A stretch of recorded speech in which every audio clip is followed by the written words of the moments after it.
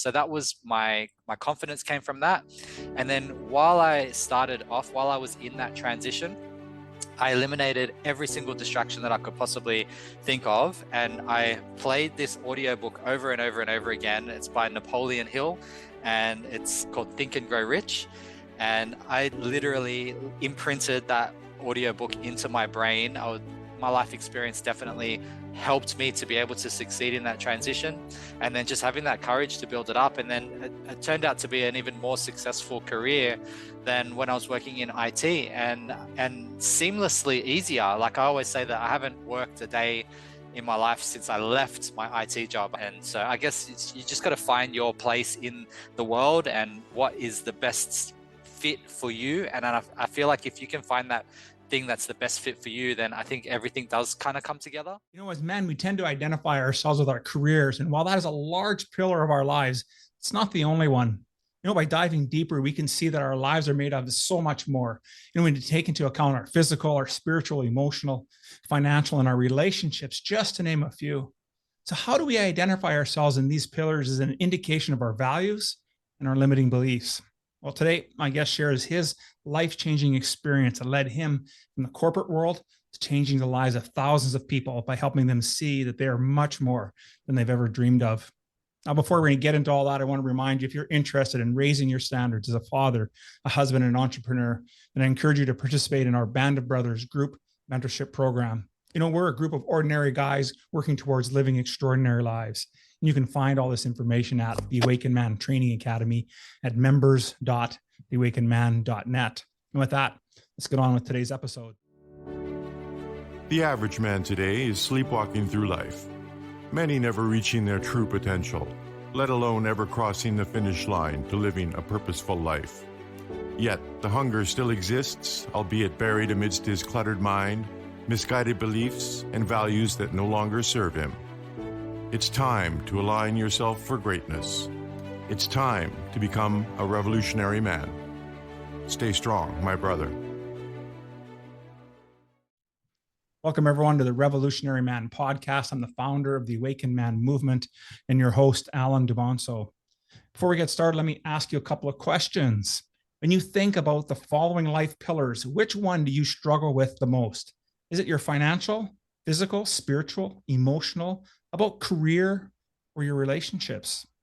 Now that you have one, what is the story behind how you identify yourself with that pillar? We have so many stories that shape our lives that most of them become unconscious because we've told them for so long, and they actually become part of who we are, better or for worse. Sometimes the only way to see through that is to hear these stories through a life-changing event. And that's exactly what my guest had lived through today and it's going to talk about today. So allow me to introduce my guest. Jai Bazevsky is a life coach and personal trainer with 13 years of experience. And he transitioned from an IT career into the health industry after an almost fatal cardiac arrest and a rare heart condition that ultimately changed the path of his life. He's the owner of SQ1 Fitness Gym in Sydney's West, and from 2010 to 2021. And now he resides in Northern NSW, helping people as an online coach overcome their limitations and develop a strong mind and healthy body through his mindset and fitness coaching. Welcome to the show, Jai. How are things today, brother? Awesome, brother. Thank you so much for having me. I appreciate it. Glad to be here. Yeah, absolutely. And what I really enjoyed about reading about your story is just truly you have a very unique hero's quest. And we'd always talk about on our show about everyone being on their own journey, their own quest. And so I would hope you'd like to tell us a little bit about a time in your life when you knew things had to change, that there was an experience there that really shaped who you are today and the work that you're doing. So tell us a little bit about that. Yeah, definitely. And for me, it was in 2008 when I was 27 years old. I had a great career that had been going on for over a decade at that point. I was doing really well on paper, but I was burning out and not enjoying it as well. That was when I was working in IT.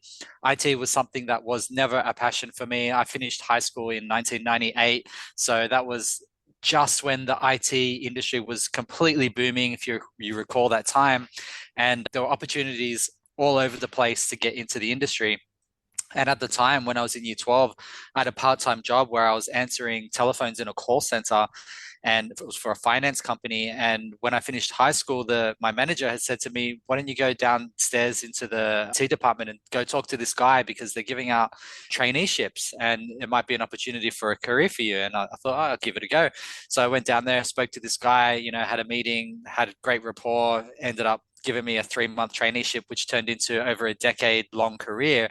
And it was great over that time because I was learning new things and it was a new industry and it was fun and exciting, and it was great. But after a decade of doing something that wasn't really my passion and my purpose for life, I kind of burnt out on that. And so the last sort of 3-4 years of that were pretty miserable, to be honest. And that was really that turning point for me, because I was starting to look for other things to fulfill me in my life. And not that your work should be the fulfillment of everything, but it should be a big part of it, especially if you're going to do 8 to 10 hours a day of your whole life, working in this space. So for me, I always wanted to be a business owner and do my own thing and be independent. So I was starting to research, just being on my own and doing my own thing, opening a business, whether that be a franchise or just starting something. And I just had no idea what to do. And I just felt like the pressure and the stress from my job was just getting a little bit overwhelming for me. And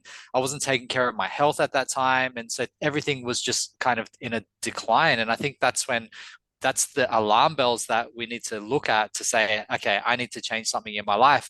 And, I'm that stubborn kind of guy where I still didn't change anything until my health actually hit rock bottom. And that's when really everything started to change. But I had a cardiac arrest in 2008.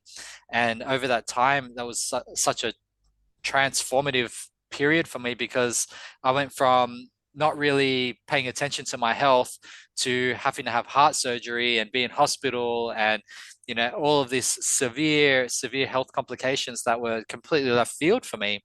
And so when all that came up, it really made me reconsider my life and contemplate my life, because I was 27, as I said. And so to have all of these health issues, when you're in your 20s, you think you're invincible.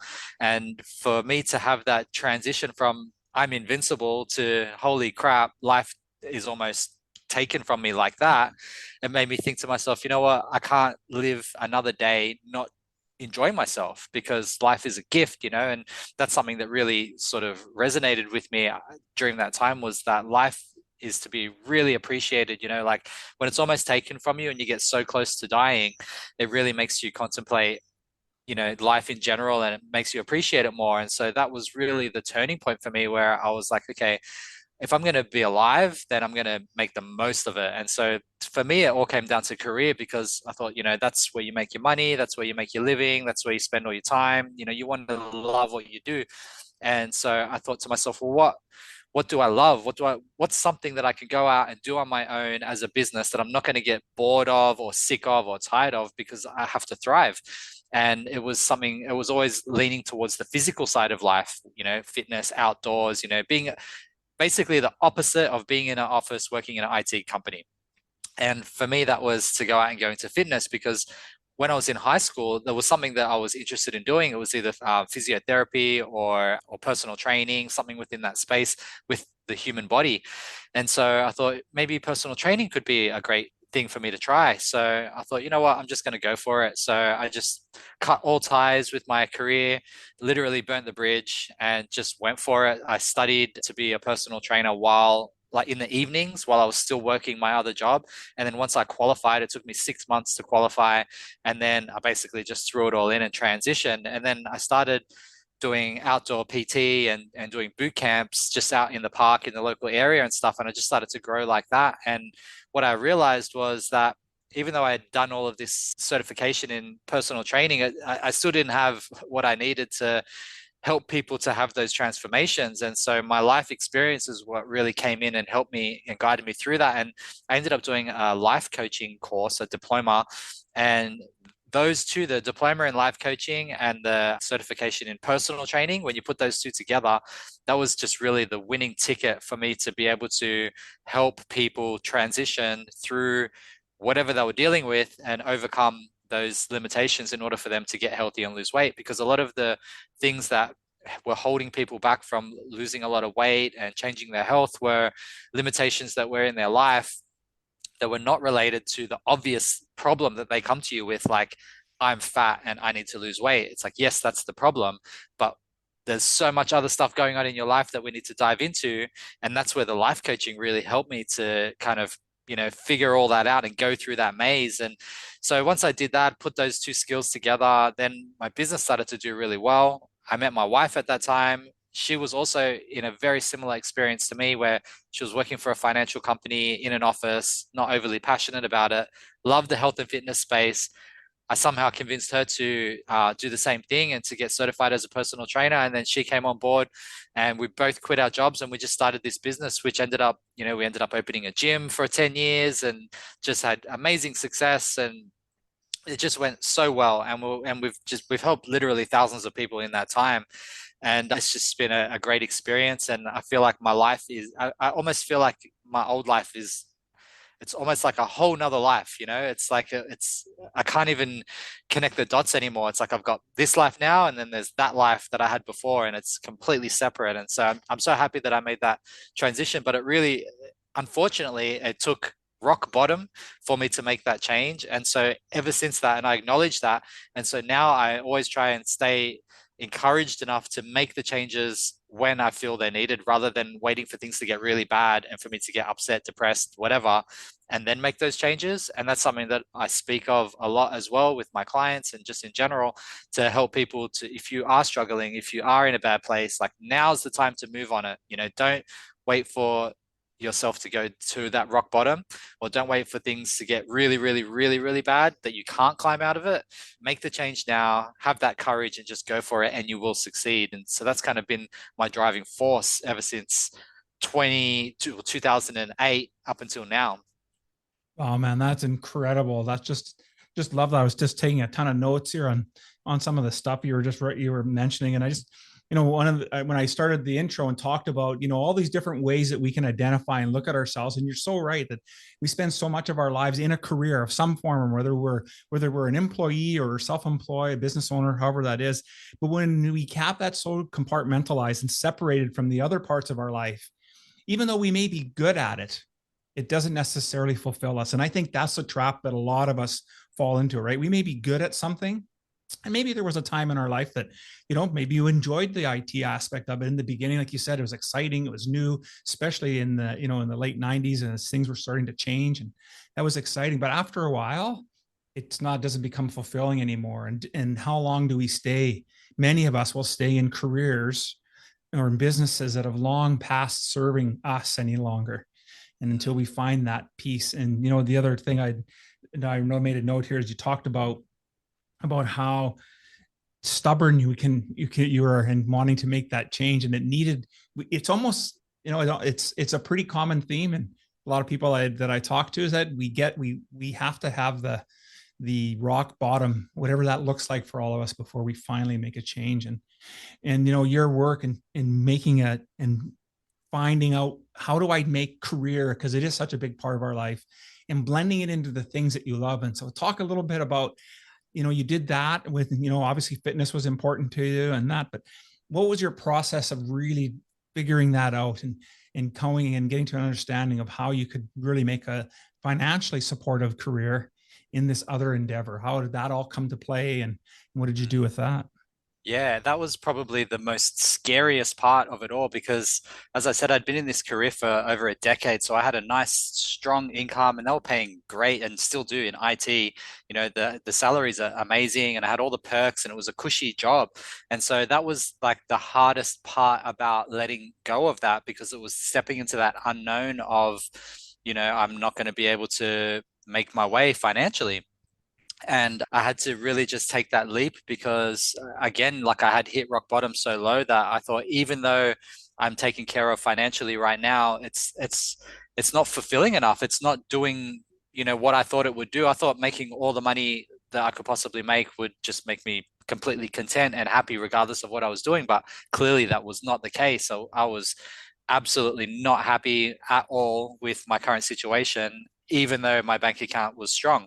So yeah, that was definitely the hardest transition. And I said to myself, if I can go from a high school kid with, no university education or anything. And I didn't even pay attention in school, to be honest. I wasn't the most academic student. And to go from that and then to have quite a successful career in IT, I thought, I built myself up off my own merit. I went into those meetings and those interviews and, like I was able to build rapport. I had a certain level of skill set that allowed me to at least put myself in a position to win. And I figured if I can do it in that space, then I can definitely do it in the space that I love, because, I should be even better at doing something that I love. So that was my confidence came from that. And then while I was in that transition, I eliminated every single distraction that I could possibly think of. And I played this audiobook over and over and over again. It's by Napoleon Hill and it's called Think and Grow Rich. And I literally imprinted that audiobook into my brain. I would every single day, nonstop on repeat. It's all I listened to from the time I woke up to the time I went to bed. It was just repeat. And so I was just embracing everything that Napoleon Hill had to say about success and starting out in business and just all of those amazing principles in that book. I really credit that book to me getting off and started, because it kept me motivated to do the things that I needed to do. And that's kind of how I was able to get it all going. And it was new and interesting and exciting as well. So that makes it easier. And I was lucky enough that I was good at what I was doing right off the bat, because I enjoyed it. It's something that I kind of had experience in on a personal level.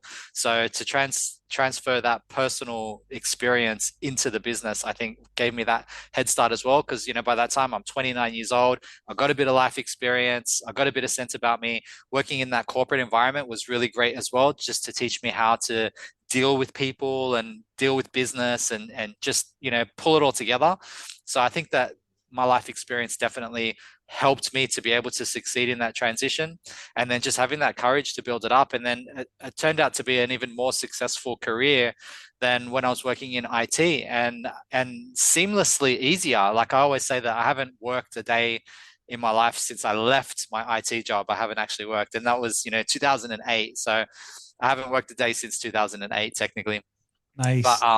But I probably worked more, and I probably put in more hours and more effort every single day over that time. But it's more rewarding, it's more fulfilling, it's more enjoyable. It's all mine. It's my business. It all comes back to me. So I feel just so much more fulfilled from doing something like that. And so I guess you just got to find your place in the world and what is the best fit for you. And I feel like if you can find that thing that's the best fit for you, then I think everything does kind of come together. Mm-hmm. And I feel like I'm in the right space. Like I can't see myself changing careers anytime soon. I feel like this is, I found my groove, and so I can kind of go with it.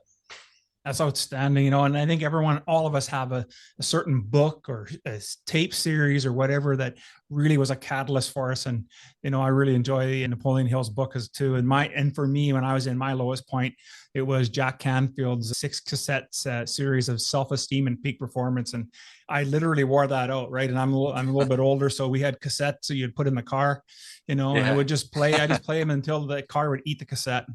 But we all have that thing that helps drive us, that motivating piece, right? And so it's so cool to hear what the thing that really drives us forward. Now, along the way here, you must have come across some key principles that has helped you, especially in this fitness and health world. So tell me a little bit about what are the key principles that you teach people about their health and well-being, and how should they look at implementing them in their life?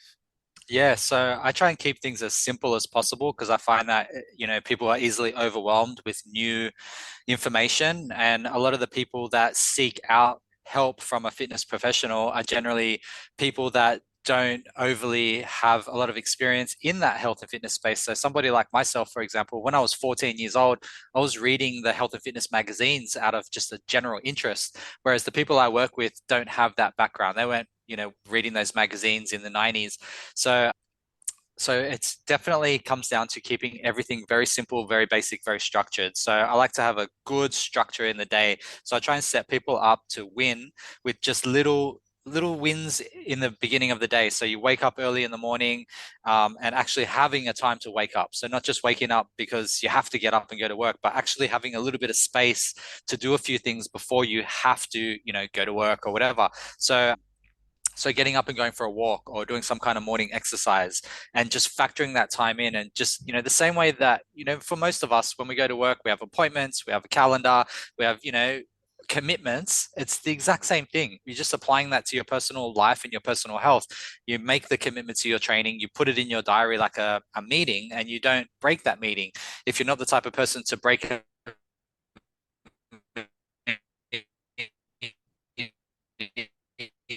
with your boss, and that is a huge part of it, is just general organization and putting yourself first. A lot of people struggle to put themselves first, so by being able to do that, then you can start to build habits and momentum. And that's really the name of the game is momentum. So if you can start to stack those little wins continuously and go every single day, that's when you see incredible results. And it's simple things like drinking water, eating healthy. We follow a macronutrient, calorie restricted diet plan based on your metabolism, and then simple basic exercises. It could be, and it's, taking the client from where they are to where they need to be. Some people can only walk. That's all they can manage because of whatever situation they're in. And that's perfect. That's where you start. And then you just progress from there. And I generally like to get people in the weights room, lifting weights. I find that has the best outcome for people mentally and physically when they're doing some form of resistance training. So a combination of resistance training, staying hydrated, and staying within a calorie limit and not overdoing it on the food, and then just building that routine where you're just consistent every day. And I find that if you just put those pieces together, it sounds super simple, but it's a challenge to implement. But once you stack them up, and once you get a little bit of time under your belt, your whole life changes, your body changes, your mindset changes, the way you think changes, who you see yourself as changes, everything changes. Just love that. I love that, because let's face it, it took years for us to get to where we are today. Yet I think when we think about our health and our fitness level, we think, well, if I eat well for a week and I go to the gym for a week, why haven't I lost 20 pounds? Well, 100%. It took years to get that on. It's going to take time. It's going to take commitment. And I really like how you talk about scheduling things and putting yourself first. And how often do we not do that in life, where we just don't put ourselves first and everything else is more important? And that's how we finally get into that low part in our lives, isn't it? And we end up by not really following through. Yeah, before you know it, things have just built up and you're in a bad place. Yeah, absolutely. So obviously you've had lots of clients and going through. When you think about all the things and you're teaching them the principles and they're moving forward, what are you seeing as the biggest struggles that they're going through and overcoming their health challenges? Is it the commitment level? Is it nutrition? Is it a combination of both? What are you seeing as their biggest challenges? It's definitely both of those things. People underestimate the power of nutrition. People think that they can go and start exercising. Like the first thing that people look towards is exercise when they want to change their body, when really they should be looking towards their dietary changes first. I think that's where you get the bang for your buck. So for anybody out there who wants to make a significant change and you want the highest return on your investment for time, it is to look towards your nutrition. So I think that's where a lot of people don't quite really see that full benefit. Like everybody knows you have to eat healthy to be healthy, but to really see significant changes, it has to be priority number one. But I think the main issue is the mindset for people. It's the transition, because if you're living a particular way, that way that you live is based off the mindset that you're in at that time. And so if you want to change the way you live, you first have to change your mindset. So there's this great psychological model, I guess you could call it, that I like to follow, and it's called Be, Do, Have, or the Be, Do, Have model, which you might be familiar with. And that's where you first need to ask yourself, who do I need to be? It's all about the be. It's not so much about the doing, whereas most people try to jump to the doing first. But if we look towards the being, who do we need to become? So for example, if you aspire to be like somebody in terms of their health or their fitness or their level at business or success or whatever the particular area is, but let's just stick to health, then you need to look at that person and say, well, like, how can I be more like them in order to have the things that they have? Because in order to do, so say you pick somebody who's like a fitness expert or somebody who's just basically like tick that box, they are a certain person, and based on who they are, they do certain things. So you need to kind of reverse engineer that and say to yourself, well, who do I need to be in order to do the things that I need to do so that I can have the things that I want to have, which is the health and the fitness, as opposed to going backwards and saying, I just want to have this weight loss, or I just want to have this body, or I just want to have this energy. And once I have it, then I'll do the things, and then I'll have, and then I'll be that person. So we need to flip it around the other way. I think that's a great psychological sort of, I guess, technique that we can use is to first think about who you need to become. Yeah, absolutely. I think once we have that vision of what we aspire to become, and that can come in many different ways. Some people do what makes it work for them if they do vision boards. Others can do it through a meditation practice. I think the technique is not important, but it's you hit the nail on the head. I think it's how we envision our lives to be. It gives us that opportunity to step forward into that, and then we can get that then we can take that chance to really make a change, a profound change in our lives. Now, you talked also about nutrition being so important, and so I got to ask you: is a calorie a calorie, or do we really need to? Because you talked about restricted diet, and so I'll just use myself as an example. I'm about 220 pounds here. I'd like to lose about 25 pounds. It should be about 5'9", 5'10", 5 feet, 10 inches. I could drop a little bit of weight. So if I look at a lot of these apps, they'll say, hey, okay, to maintain, I should have around 2,200 calories. So I want to be in a deficit. So I decide I'm going to run a 1,900 calorie day. Does it matter what I put into my body to make those 1,900 calories, or do I really need to be paying attention to the macros and which are the ones that are most important? Yeah, I think you need to pay attention to the macros as well. You will see some level of results just by getting into a deficit. Like you could eat KFC technically and stay within your 1,900 calories, and you'll probably see a little bit of weight loss. You won't feel that great. You won't feel that healthy. And over time, it'll be hard to sustain that. But so yeah, the macros are important. Most people it just goes straight over their head when we start talking about macros, but I can just break it down for you very fast and very simple. There's 3 macronutrients. There's proteins, carbohydrates, and fats. These equal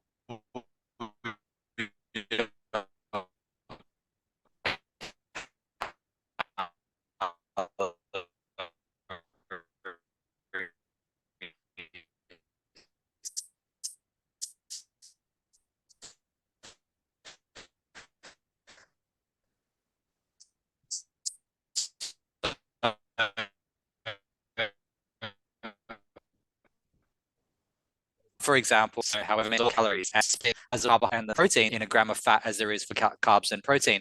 And what I guess science has found out over the years is that our metabolisms don't necessarily slow down as we age. It's just that we tend to lose muscle mass over age. And so if we can maintain as much muscle mass as possible, then our metabolism should virtually stay the same, even when we're in our 60s. So the main thing is to make sure you're hitting a optimal level of protein intake. And so, I mean, for adults, you're looking at somewhere around 100 grams of protein as a general rule. Maybe like above 80 for women, but anywhere between 80 and 150 for adults, depending on, again, like your height and your weight and things like that. But that is a key indicator. You don't want your fats to be too high, and your carbs can be moderate. You'll find that the carbohydrates will depend based on the output of your day. So if you're really quite sedentary, then you might find that you don't crave as many. Or if you're exercising a lot, like if you look at a CrossFit athlete, for example, they're having like 4,000, 5,000 calories a day, but they're training 4 or 5 times a day, or maybe 6 hours a day or more. So they're constantly refueling. So it all comes down to the output that you're putting in. Like you mentioned for yourself, it was somewhere around that 2,200 calorie mark in order for you. And then if you were to go into 1,900, that would be a deficit. So that's perfect. That's a great strategy for somebody like yourself. You want to drop a few pounds, stick to somewhere. I would probably put you on about 1,800 calories, but 1,900 would work as well. And anywhere under 2,000 basically. And then I would put you on about 150 to 160 grams of protein, maybe 200 grams of carbohydrates. And then I'd keep your fats down probably at about between 40 and 50 grams a day. And then you will see a significant change in your body. And that is, of course, with training as well. So you would train at least once a day, get a walk in, try and get 10,000 steps a day. So it's very, very simple when you look at it on paper, particularly when you're working with, a personal trainer or somebody like what I do, where it's all laid out for you, where we say, okay, this is the calories to eat every day. This is how much grams of protein, how much grams of carbs, how much grams of fat. Here's the meals that you can eat. Here's the exercise that I want you to do when you go to the gym. Do this exercise, this exercise, this exercise, and go for a walk as well. And drink this much water as well. So when you kind of like tie it all in, it's a nice little package. And then your goal, or your, I guess, the work that you have to do is the implementation and the structuring that into your 24 hours. So obviously we've, got children and dogs and, work and so much to do, but, you got to do it. So I always think back in the day, like 200 years ago, or even less, I remember my great grandmother, before she passed away, she used to always tell stories about how she grew up on a farm and how, they had to wash the clothes through like this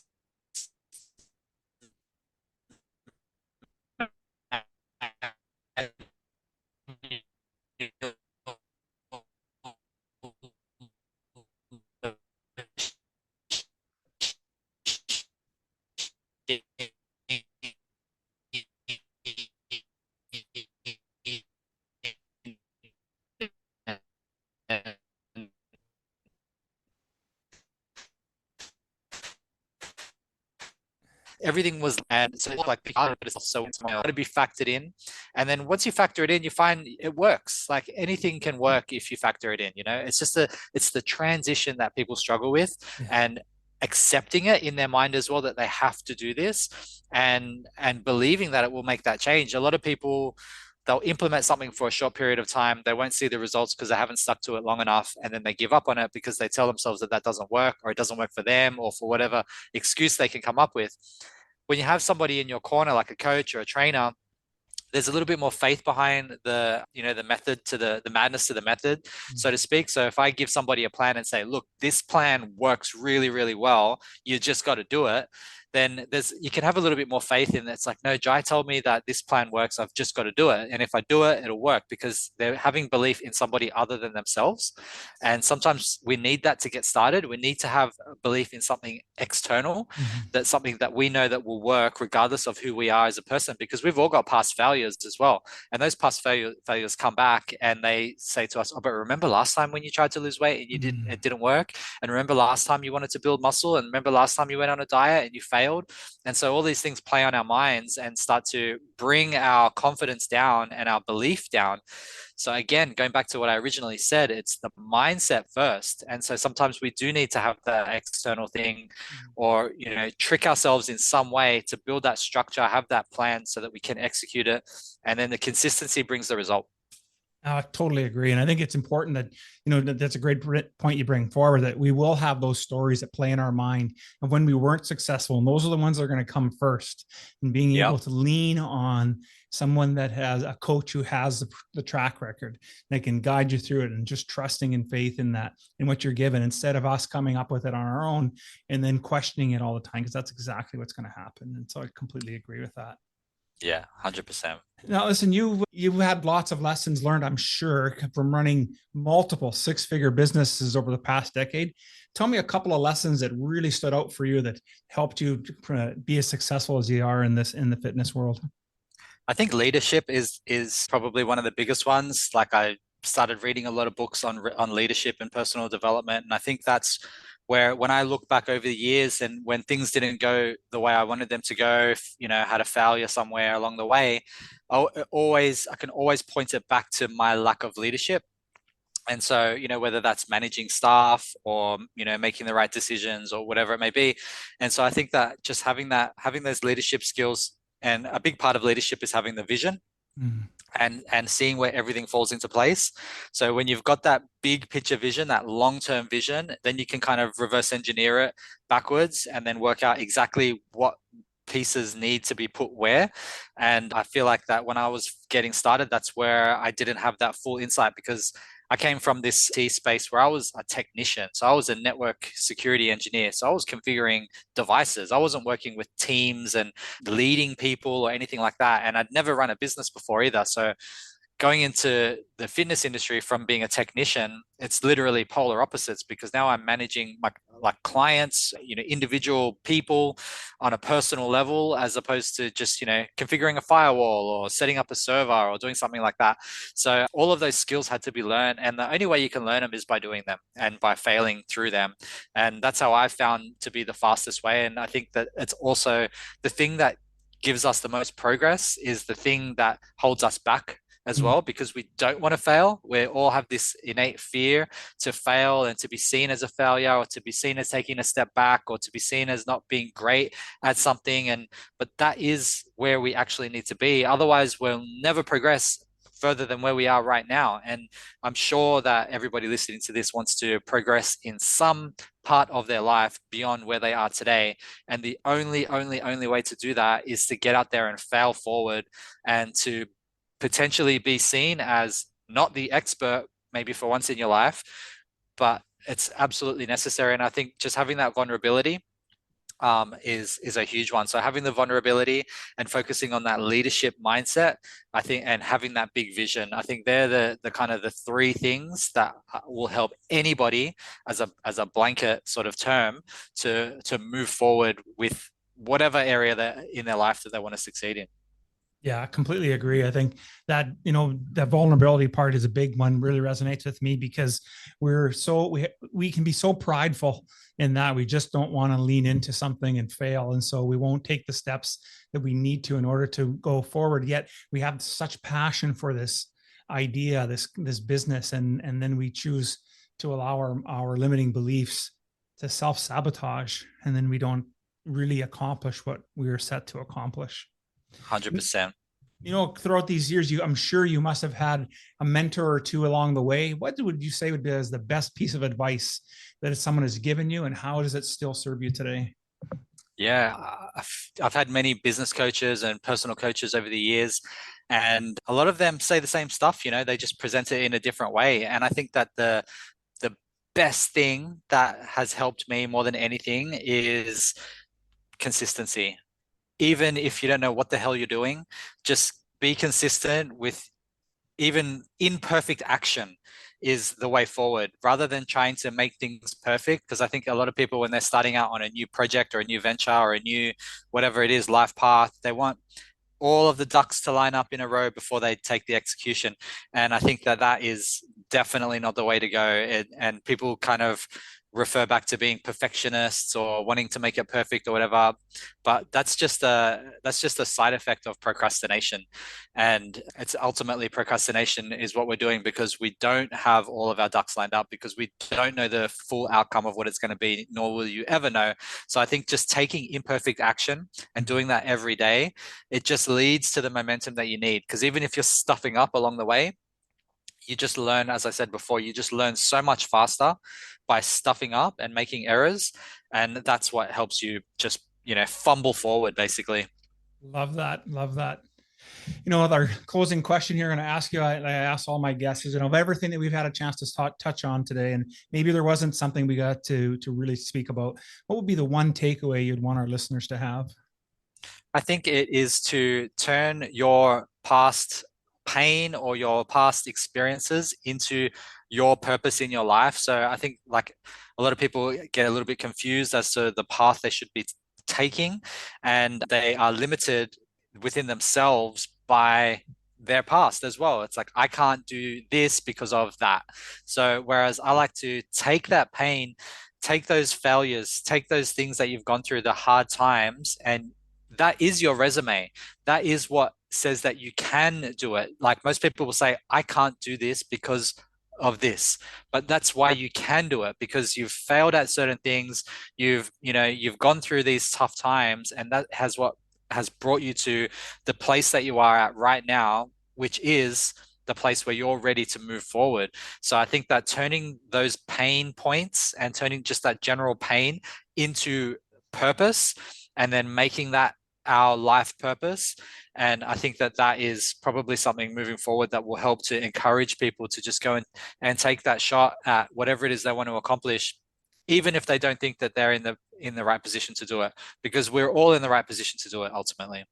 Man, I just love that. What a great way to close out our conversation to here today, Jai. I just really appreciate you spending time with me today. And you've been able to show us that we are so much more than our stories, and that we can change our lives if we're truly willing to do the work. And so, if men, as we focus on men on this podcast, if men are interested in getting a hold of you to participate in your work, what would be the best way for them to do that? Probably Instagram, where I'm the most active, and you can find me on Instagram at SQ1FitnessAUS. Or if you wanted to see my programs and how they work, so I have a group coaching program and a one-on-one coaching program, and they are both available on my website, which is sq1fitness.com.au. So they're probably the best two places to find me. Perfect. I want to make sure that information's in the show notes so folks can get a chance to reach out to you, and I really encourage them to do. What a great conversation we had today. And just want to say once again, thank you so much for being on the show. My pleasure. Thank you, Alan. It was great to be here, man.